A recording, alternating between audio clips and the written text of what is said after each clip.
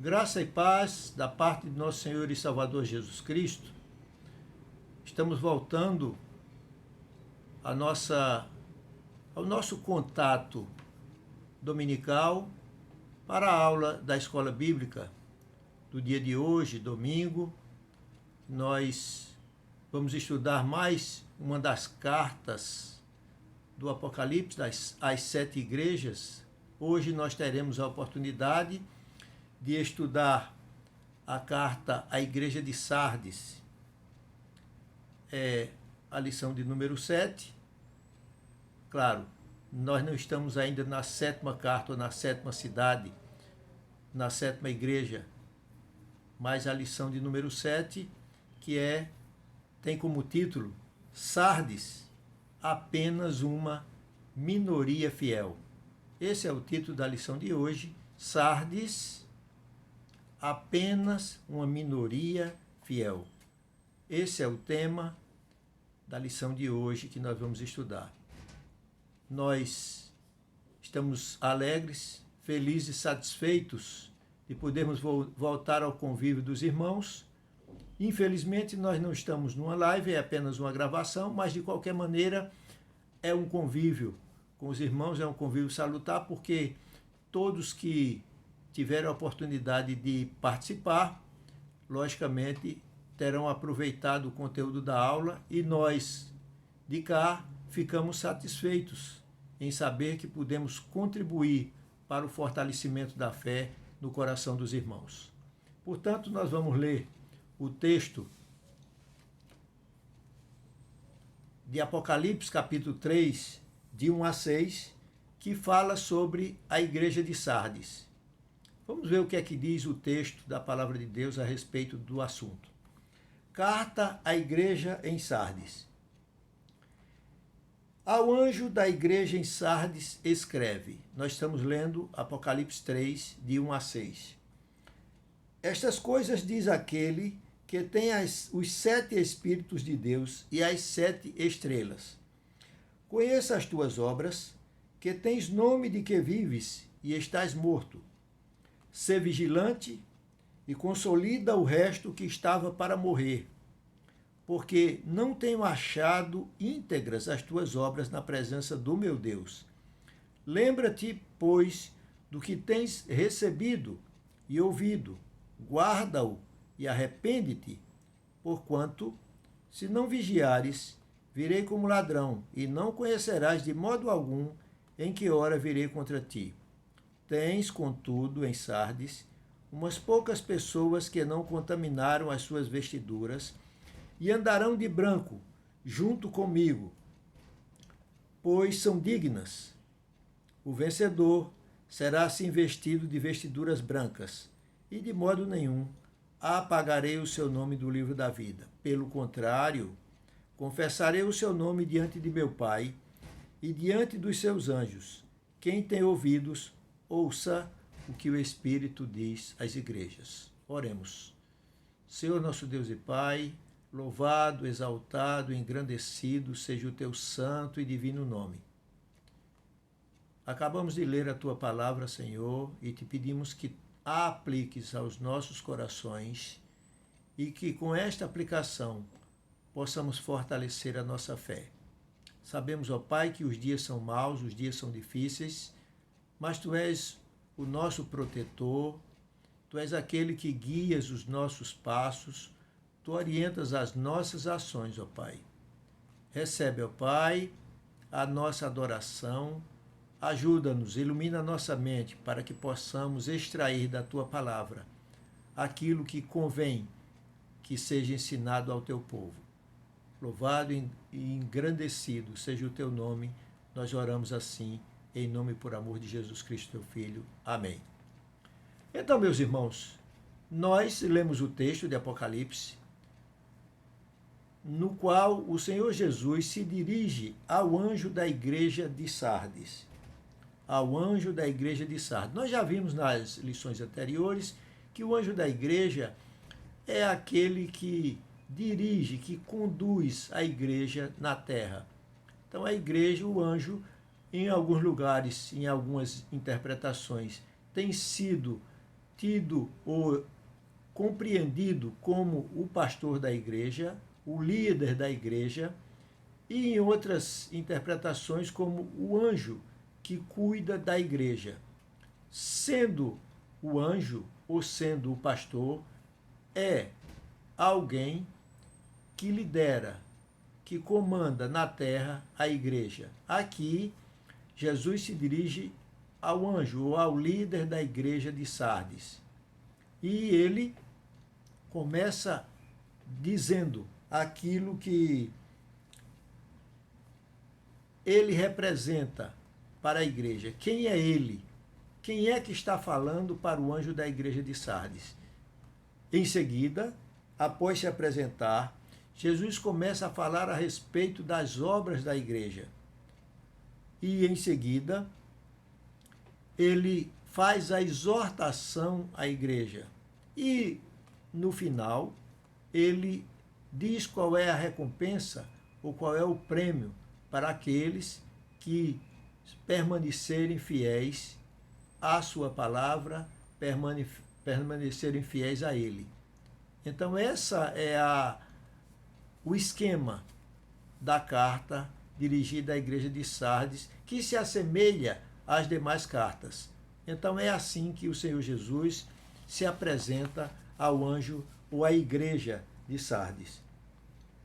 Nós sabemos que Sardes era uma das cidades que compunham as 7 igrejas da Ásia Menor, juntamente com a igreja de Éfeso, com a igreja de Esmirna, com a igreja de Pérgamo, a igreja de Tiatira, a igreja de Laodiceia, as 7 igrejas que se situavam na Ásia Menor, numa rota comercial importante, porque Éfeso era a capital da Ásia Menor, a capital do Império Romano na Ásia Menor, da província da Ásia Menor, a capital da província, e as demais cidades giravam em torno do porto de Éfeso. E Sardes não podia deixar de também estar localizado naquela rota. E nestas cidades, nessas 7 cidades, foram fundadas, foram instituídas igrejas cristãs. A igreja cristã, como nós sabemos, naquela época, na época em que foi escrito o livro do Apocalipse, estava começando, ainda estava no primeiro século da igreja cristã. A igreja cristã não tinha completado nem 100 anos ainda. Então era uma igreja nova, uma igreja que sofria perseguição, uma igreja que tinha como principal adversário o povo judeu. Os judeus, principalmente os líderes, eram adversários ferrenhos dos cristãos e, em consequência, também provocaram o Império Romano para que ficasse contra os cristãos. E assim as igrejas estavam cercadas por inimigos, tanto da parte dos judeus quanto da parte dos romanos. E nesse contexto social, nesse contexto difícil, estava localizada a igreja na cidade de Sardes. Medíocre é uma palavra muito desagradável. A lição começa dizendo: acomodado e presunçoso, então é hora de arrepender-se para ser revitalizado. Então, não vamos usar a palavra medíocre para a igreja de Sardes, mas vamos usar acomodado, preguiçoso, porque a palavra medíocre é desagradável, é uma palavra até ofensiva. Então, a igreja de Sardes estava acomodada, estava esquecendo daquilo que ela era, ou seja, uma igreja cristã, missionária, que deveria dar um testemunho fiel do Senhor Jesus Cristo. Isso ela não vinha fazendo, segundo as palavras do Senhor Jesus. Quando a igreja não tem brilho, quando a igreja está sem expressão, quando a igreja está pobre no sentido espiritual, então ninguém dá atenção, ninguém se interessa de participar dela, de ouvi-la no seu testemunho. Por quê? Porque o testemunho é pobre, o testemunho é inexpressivo diante da sociedade. Qual é o futuro de uma igreja assim? O futuro de uma igreja assim é semelhante ao que está acontecendo hoje na Europa. As igrejas da Europa, na sua maioria, morreram, foram extintas. Hoje, os templos nas cidades da Europa estão sendo vendidos, trocados o seu uso de igreja para shoppings, museus, lojas em geral, até bares. Os templos hoje estão servindo para esses objetivos. Então é triste ver que a igreja na Europa atingiu uma condição semelhante ou pior do que a igreja de Sardes. Porque na igreja de Sardes ainda havia um remanescente, ainda havia alguém que estava frio na fé, mas ainda estava vivo espiritualmente. E na igreja da Europa, na maioria das cidades, isso não acontece mais.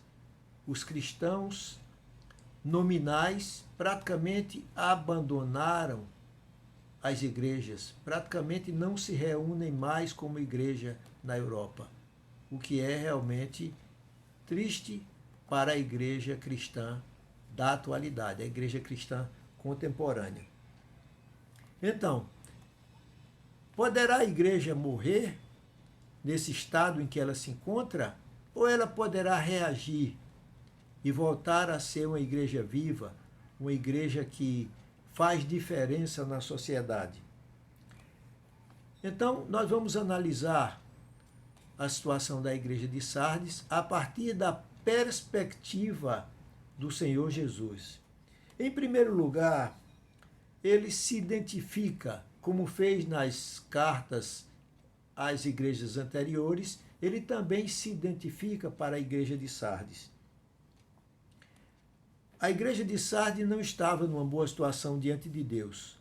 Juntamente com Laodiceia, ela não recebe qualquer elogio,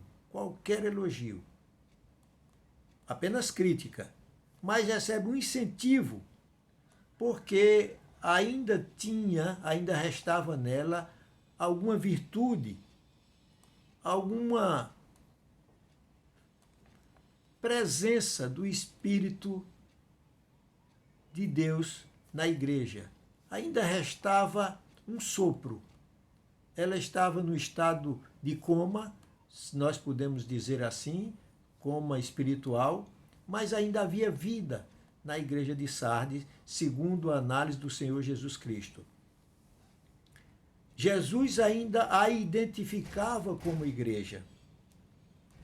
Laodiceia, nós vamos ver lá na frente, estava numa situação muito pior do que a igreja de Sardes.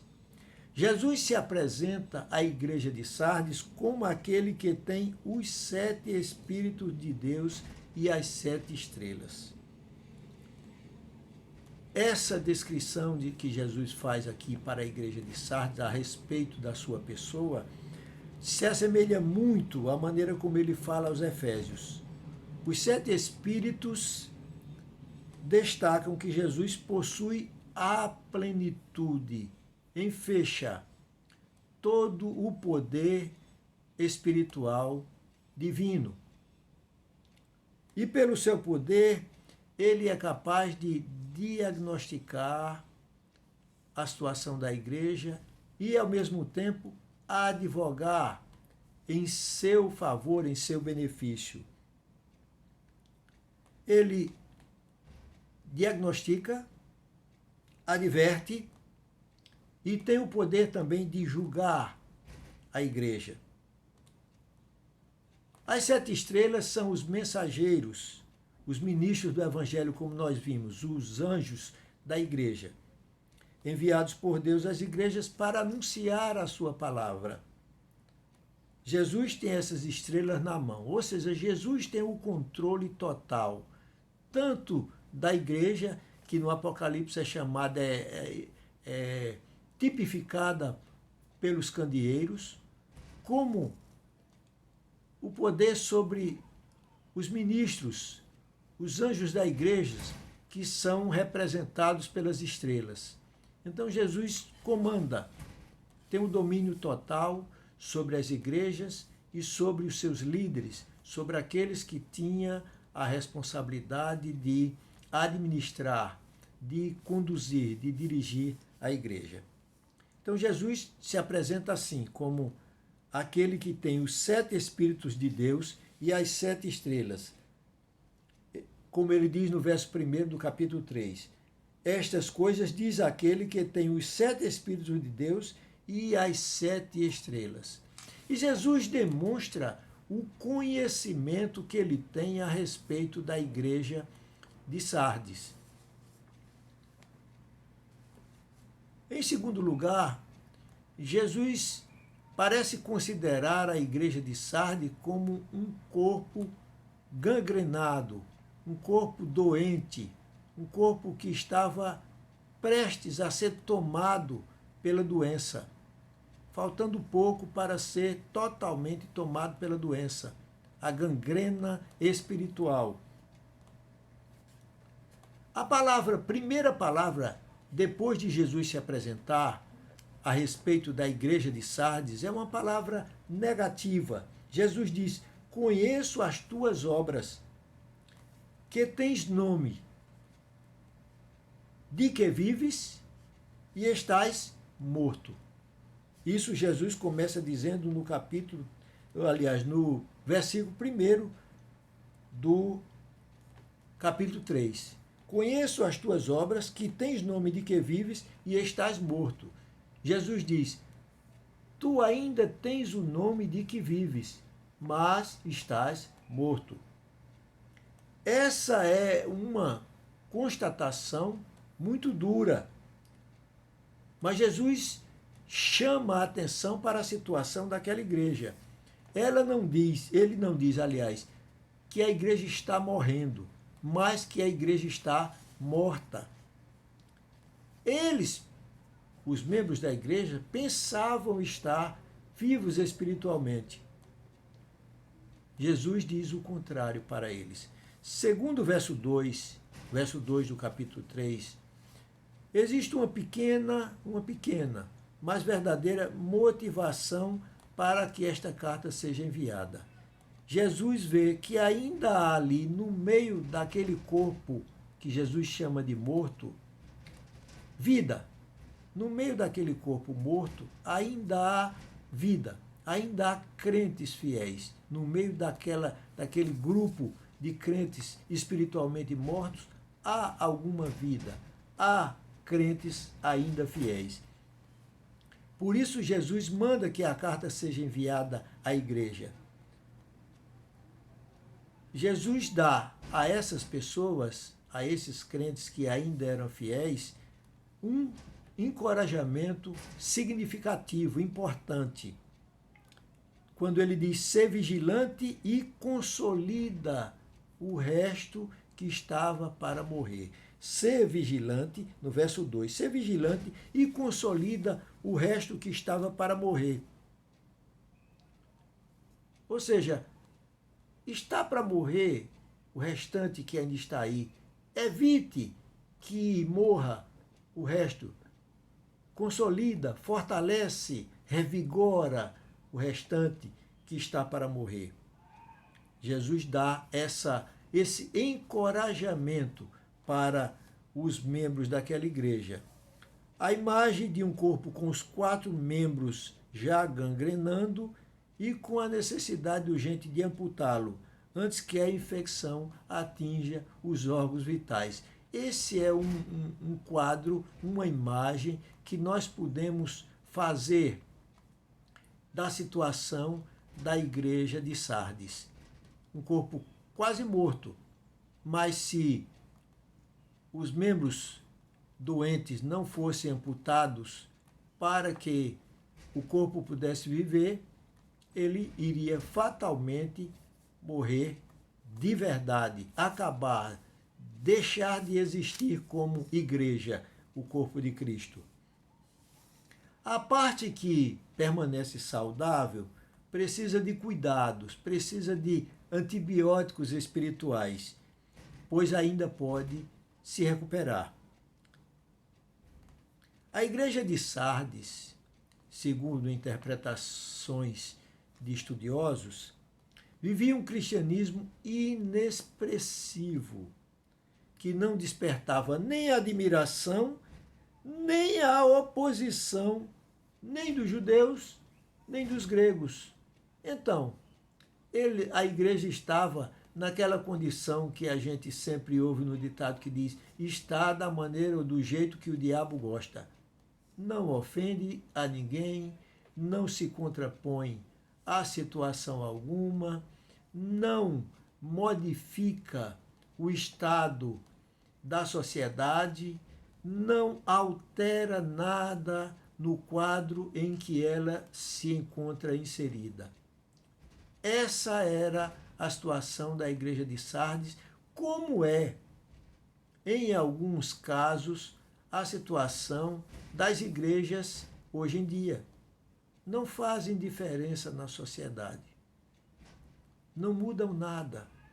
Nem recebem oposição do inimigo. Não recebem. Por quê? Porque elas não afetam em nada o inimigo.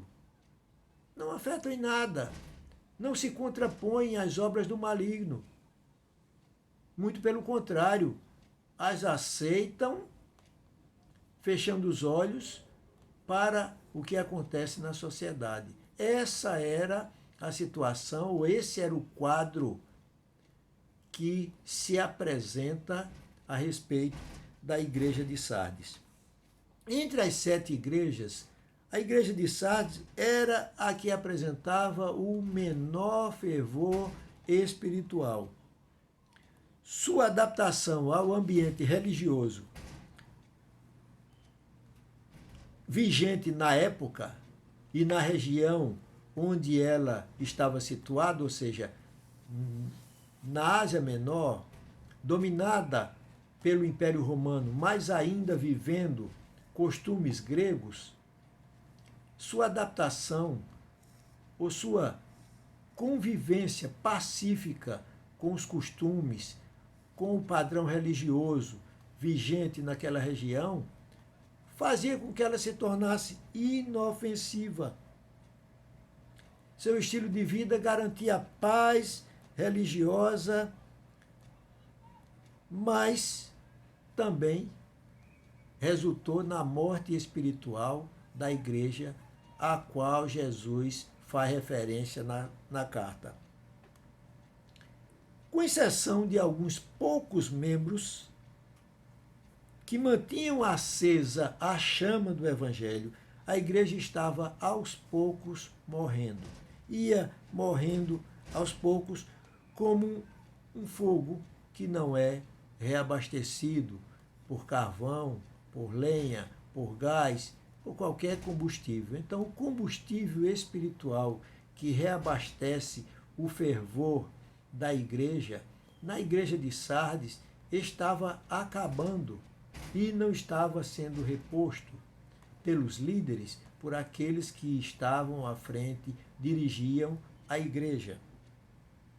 No entanto, entre as cinzas, ainda se encontravam poucas, mas brasas ardentes.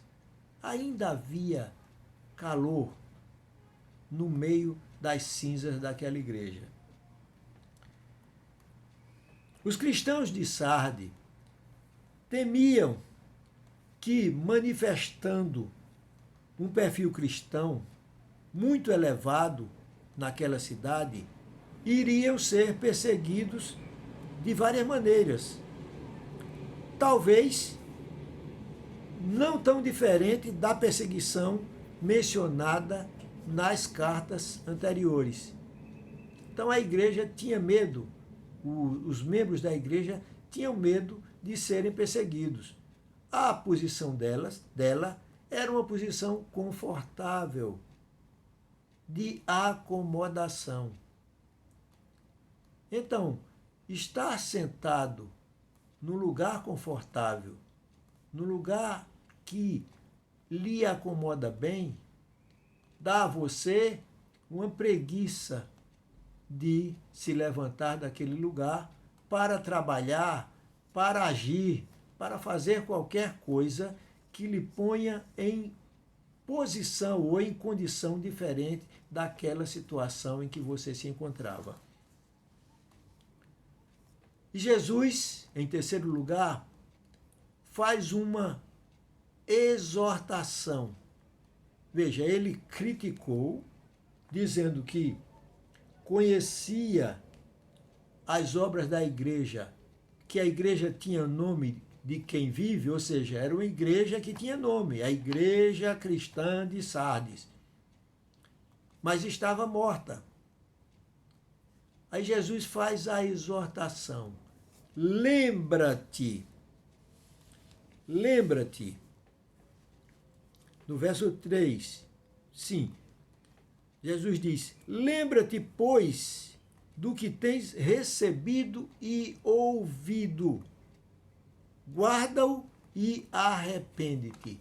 Ora, os crentes da igreja de Sardes haviam recebido a palavra de Deus, haviam sido convertidos ao Evangelho de Jesus Cristo e receberam o Evangelho e nele creram. E Jesus diz, do que tens recebido e ouvido. Ou seja, a palavra chegou ao conhecimento daqueles crentes através dos missionários. E eles tinham recebido a palavra, tinham ouvido a palavra. Aí Jesus disse, guarda-o, ou guarda o ensino. Guarda o ensino. E, ao guardar o ensino, faz com que esse ensino seja relembrado no seu coração, na sua mente, e arrependa-se. Jesus diz, guarda-o e arrepende-te. Ou seja, muda de direção. A direção que você, igreja, ou vocês, crentes da igreja de Sardes, estão seguindo, é uma direção de morte, é um caminho de morte espiritual, porque vocês não estão agradando a mim, não estão agradando a Deus. Portanto, lembre-se do que você ouviu e recebeu, guarde o que você ouviu e arrependa-se do seu caminho, o caminho ou da direção que você está trilhando hoje. Porquanto, a Jesus faz a exortação e a advertência. Lembra-te, é a exortação.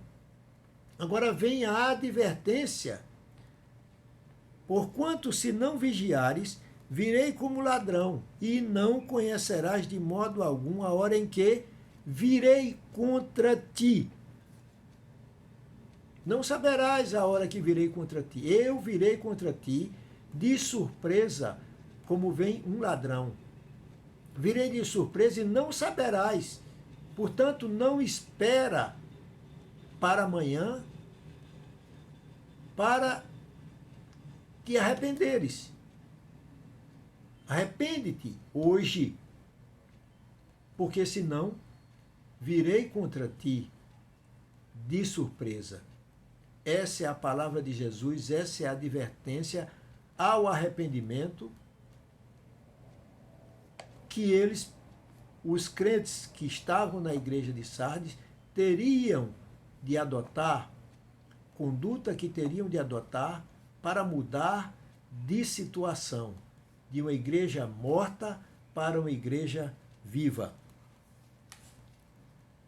O verbo lembrar é um verbo que Jesus usa no imperativo.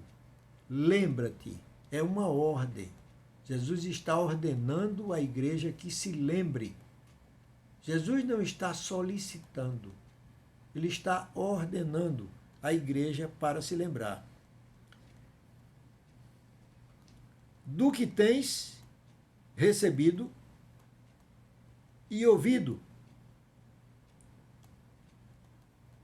guarda-o. Outro imperativo, lembra-te e guarda. Dois verbos imperativos. Jesus está determinando, ordenando que eles ou ela, a igreja, se lembre do que tem recebido ou do que recebeu.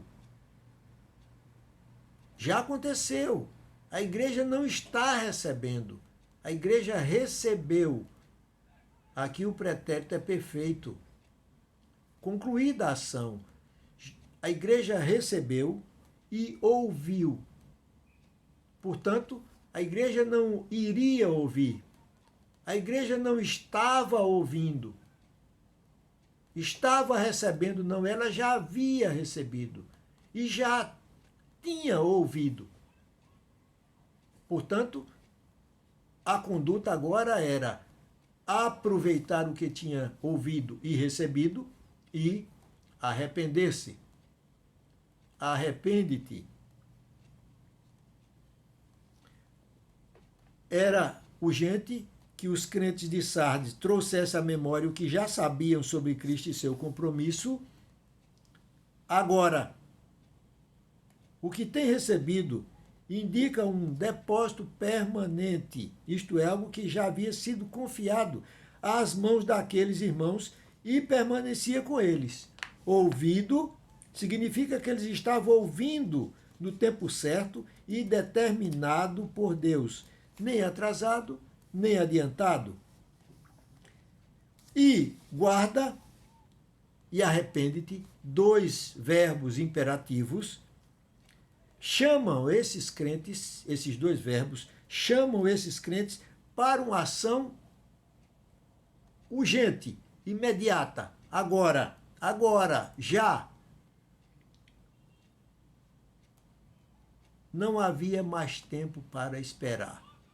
Eles estavam sendo negligentes com a palavra de Deus, estavam sendo negligentes com a fé em Jesus Cristo. Agora, segundo Jesus Cristo diz, é o momento de nova direção, de nova ação, no sentido de voltarem à fé, arrependendo-se da sua conduta, dos seus pecados e voltarem ao padrão que a igreja cristã requer dos seus membros. O processo de avivamento sempre começa com arrependimento e vem aqueles que estão mortos ou para morrer, que percebe o real estado de perigo em que se encontra.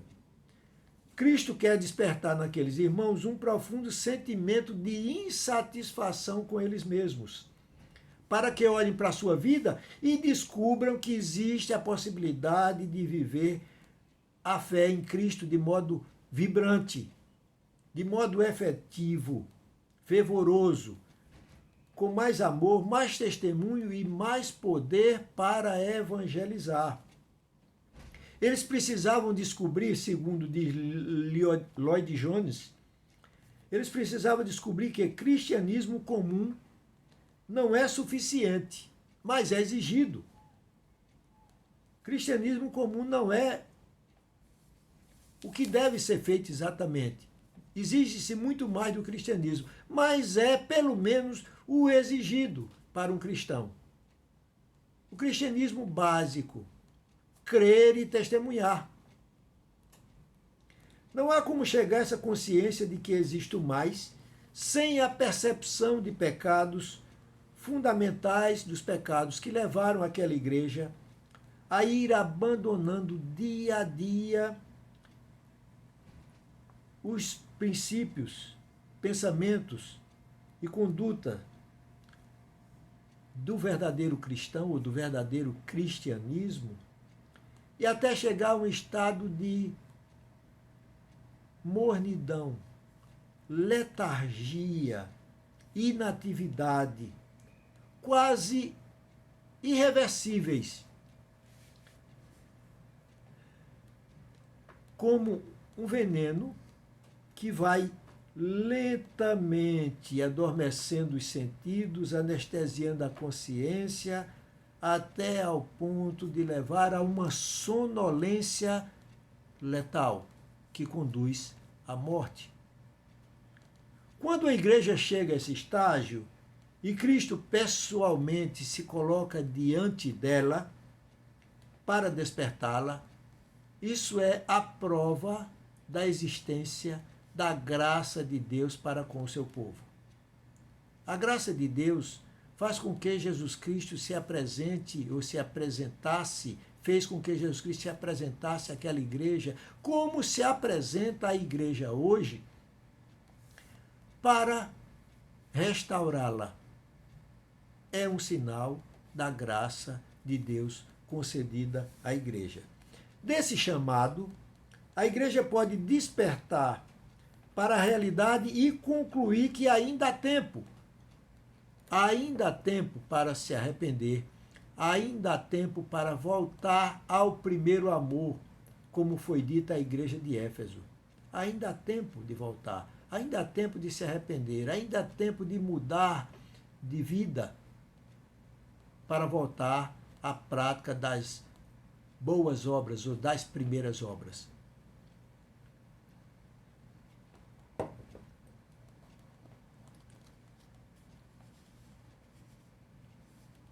Por isso, ou para isso, a igreja deve orar, buscar intensamente a Deus até que ele responda, porque afinal, todo o poder vem dele, não de nossa boa vontade, nem de nossas percepções e determinações mais profundas. Dependemos de Deus e, se queremos ver sua graça operando de modo ainda mais glorioso, precisamos clamar. Precisamos pedir a Deus. Precisamos exigir uma resposta para que a nossa fé seja aumentada, seja fortalecida. Jesus Cristo anunciou a sua vinda repentina. Em quarto lugar, a advertência da vinda iminente de Cristo é conhecida no Novo Testamento. Mateus, Lucas, 1 Tessalonicenses, 2 Pedro.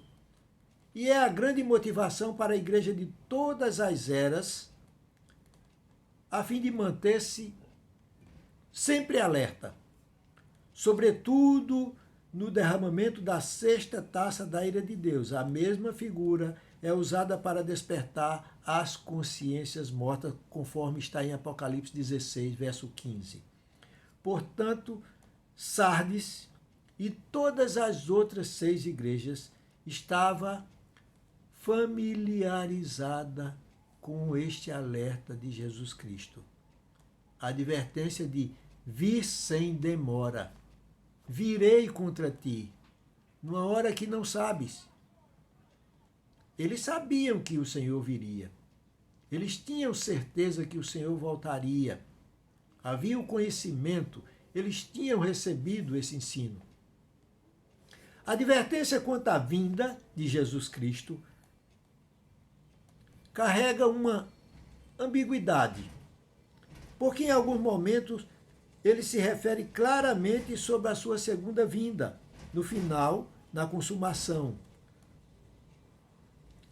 Versos 2, capítulo 2, verso 25, capítulo 3, verso 11 e capítulo 16, verso 15 do livro de Apocalipse. Mas, em outros momentos, como é o caso aqui, refere-se ao juízo de Cristo, do Senhor Jesus, para aqueles que não se arrependerem. É uma posição pessoal para cada um. Não há volta do Senhor no sentido de vir e se apresentar e julgar o mundo. Não. É o julgamento individual daqueles que não se arrependem. Virei contra ti.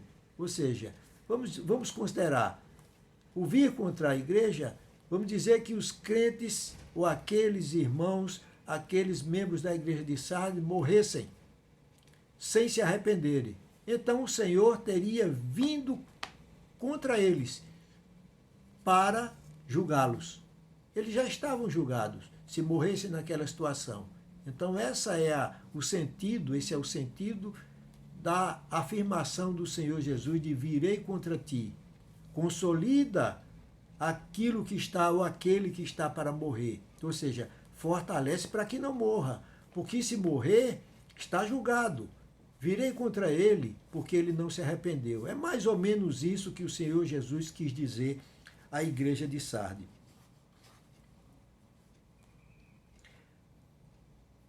Essa ambiguidade nem sempre é fácil de distinguir nas mensagens de Jesus. E isso é proposital, porque o Senhor quer que sua igreja, de todas as épocas, esteja sempre atenta para essa iminência da volta dele, da vinda dele. Então, Jesus sempre falou, virei como ladrão. Mas Jesus virá no último dia como ladrão? Sim. Mas ele pode vir contra você, contra eu, contra mim, contra qualquer um, se nós não nos arrependermos dos nossos pecados. Se nós não vivermos em sintonia com a palavra dele. Pode vir contra nós. A imprevisibilidade da vinda de Cristo é um intensificador para que a igreja sempre se sinta na urgência de manter um padrão de vida santificado, desperta e preparada. Havia uns poucos crentes na igreja, havia crentes em Sardes. Ainda que houvesse ali poucos fiéis, uma igreja continua sendo uma igreja de Cristo, ainda que esteja definhando. O olhar criterioso e infalível de Cristo identificou a parcela fiel.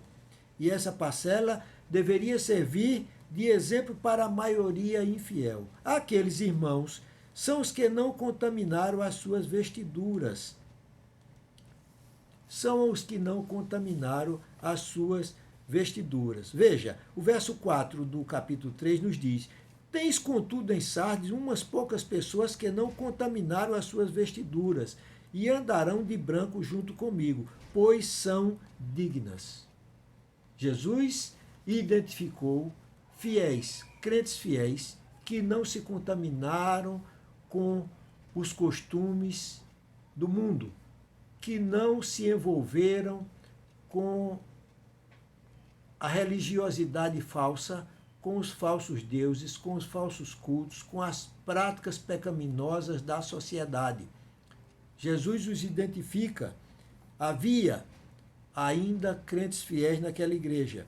E ele diz que eles não contaminaram as suas vestiduras, ou seja, espiritualmente eles estavam puros. Eles estavam incontaminados pelo pecado que circulava ou que rondava a igreja e que havia penetrado na igreja. Branco é o símbolo de pureza, santidade.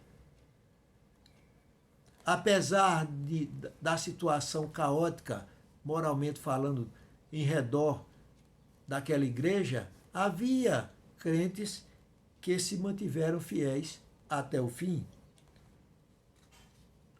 Esse encorajamento é valioso, o encorajamento que Jesus dá aos fiéis de Sardes. Primeiro, Jesus promete vestir pessoalmente os vencedores, isto é, eles serão plenos naquilo que ainda possuíam parcialmente. Isso nós encontramos Jesus dizendo no verso 5 do capítulo 3.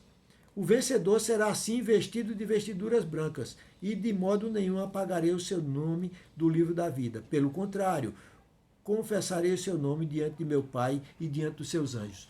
Aqueles que não contaminarem as suas vestes enquanto estavam aqui, Jesus dará as vestiduras finais, as vestiduras brancas de glória a eles. Será vestido de vestiduras brancas e não terá o nome apagado do livro da vida. Ele confessará o nome daqueles que lhe pertencem verdadeiramente. Isso Jesus prometeu lá no Evangelho de Mateus, no capítulo 10, verso 32. Prometeu que confessará o nome daqueles que lhe pertencem verdadeiramente, de modo que eles recebam a mais elevada honra. Todo filho de Deus tem a mais sublime garantia para alimentar nossa fé nesta vida. Quando os cidadãos terrenos morrem, seu nome é apagado dos registros. O nome dos vencedores espirituais jamais será apagado. Sua vida gloriosa permanecerá. Jesus Cristo disse: não terá o nome apagado do livro da vida. Pelo contrário, esse nome será confessado diante de Deus e dos anjos. Então, nós que nos mantivermos fiéis até o fim, perseverantes, teremos o nosso nome confessado por Jesus Cristo diante do Pai no dia em que ele vier e voltar para buscar a sua igreja. Nesse dia, os crentes de Sardes, aqueles que ele falou aqui, que estavam para morrer, mas que deveriam ser consolidados, esses crentes e todos aqueles que se arrependeram na época em que Jesus Cristo mandou escrever esta carta à igreja de Sardes, terão suas vestiduras brancas entregues e colocadas sobre eles, as vestiduras celestiais, as vestiduras da pureza, as vestiduras sem mácula, sem mancha, e eles terão o seu nome confessado por Jesus Cristo diante do Pai. Esta é a promessa que Jesus Cristo faz a cada um dos que são vencedores. Ao vencedor eu darei as vestiduras brancas e a confissão do seu nome diante do meu Pai. E o seu nome registrado no livro da vida permanentemente. O seu nome jamais será apagado do livro da vida. E ele estará diante do meu Pai, a quem o confessarei como meu servo, como meu servidor, como meu discípulo, como crente em minha palavra e em mim. Essa é a promessa que Jesus Cristo tem para o vencedor na igreja de Sardes e na igreja cristã atualmente. Concluindo, a igreja de Sardes já havia se corrompido de tal maneira que não conseguia perceber o grave estado de incredulidade em que se encontrava. Já não conseguia perceber. Os seus olhos espirituais estavam embotados. Era necessário haver um abalo para que ela pudesse despertar daquela letargia, daquele sono espiritual em que se encontrava. Eles eram ou estavam autoconfiantes da sua própria justiça e pureza. Eles olhavam de dentro para si mesmos, mas não olhavam de fora para o seu comportamento. eles estavam envolvidos num clima de religiosidade aparente que lhes dava a certeza de que eles estavam realmente vivendo uma vida cristã irrepreensível.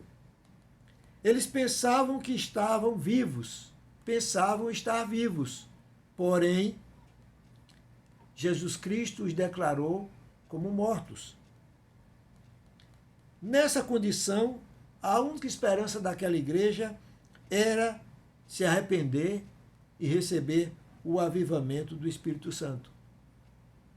Ainda havia crentes fiéis, que se permanecessem fiéis, numa vida santa, receberiam a recompensa apresentada por Jesus Cristo, sendo reconhecidos como verdadeiros filhos de Deus. Essa é a conclusão para a igreja de Sardes. Nós devemos nos comparar com a descrição da igreja de Sardes e nos deixar avaliar, analisar pelo padrão da palavra de Deus. Será que nós temos sido autoconfiantes e presunçosos, a exemplo dos crentes da igreja de Sardes? Será que nós achamos que a nossa conduta cristã tem agradado ao Senhor? Será que nós estamos vivos?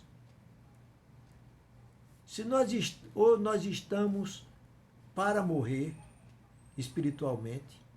E o Senhor Jesus Cristo nos alerta, faz o alerta que ele fez à igreja de Sardes, dizendo: lembra-te do que tens recebido e ouvido, guarda-o, arrepende-te. Será que essa exortação, que essa advertência do Senhor pode e deve ser aplicada a nós hoje? Devemos verificar, eu e cada um dos irmãos, se há pecados não confessados em nossa vida.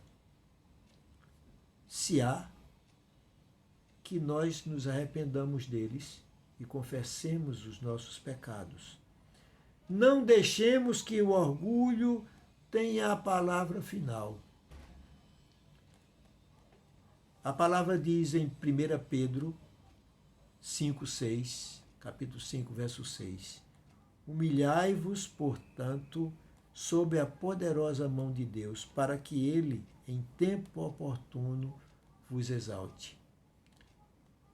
Nós não devemos agir como os fariseus, hipócritas, mas devemos agir com a humildade do publicano, reconhecendo a nossa miserabilidade espiritual e a nossa necessidade de arrependimento, de mudança de vida, de mudança de atitude, para que o Senhor Jesus Cristo nos aprove como servos fiéis. Que esta mensagem, que este ensino para a igreja de Sardes venha a atingir o nosso coração, de modo a que nós façamos uma autoanálise, uma reflexão sobre a nossa conduta como cristãos. Como estamos vivendo? Se estamos caminhando seguros no caminho preparado pelo Senhor através da sua palavra, ou estamos nos desviando dele para seguirmos os nossos caminhos. Se assim o for, arrependamo-nos, mudemos de direção e voltemos ao caminho do Senhor, para que sejamos encontrados por ele dignos de ter o nosso nome confessado diante do Pai e diante dos anjos. Ele, pois, nos abençoe, nos dê a graça de assim entender e viver para agradar ao Senhor. É assim que nós devemos viver para o Senhor Jesus Cristo.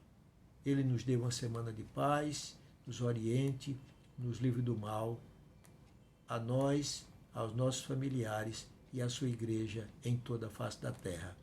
Seja assim, para a honra e glória dele. Amém.